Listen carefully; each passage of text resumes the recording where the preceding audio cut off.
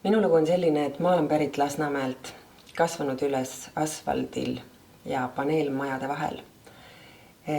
Ja ei olnud ka maavanaema, selles mõttes, et üks vanaema elas Mustamäel, teine elas Sakus, küll väikses eramajas, aga seal me käisime ikkagi natukene vahel, aga ei olnud loomi, ei olnud kanu ja kukkesid ja lambaid, nagu vähemalt mu kujutluses vanaemal olema peaks.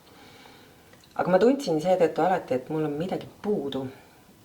Minu elus ja mingis kogemuses on midagi puudu, mida ma väga soovisin, et minu lastel oleks juba maast madalast peale.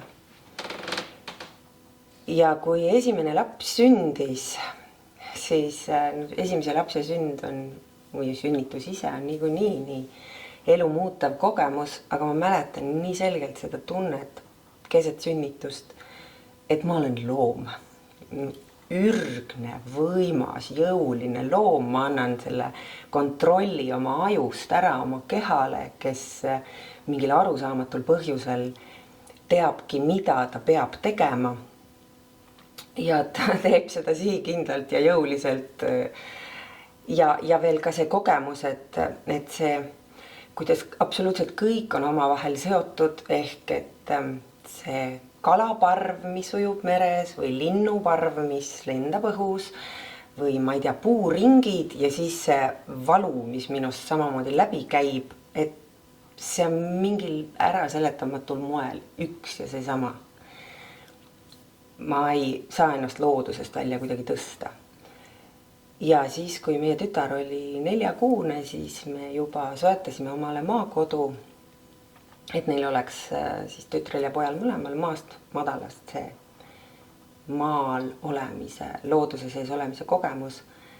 See teadmine, et kui sa korjad Tornide väljaku pargist tammetõru, paned selle kodus väiksesse potti, kastad seda, hoolitsed selle eest, siis kui see puukene on piisavalt suureks kasvanud, saad sa selle istutada maale ja siis tänaseks, ma ütleks umbes 16 aastat hiljem, on see tammepuu 4-meetrine. See on Loviise tamm, Lennartil on oma kastan, mis on natukese rahulikuma tempoga.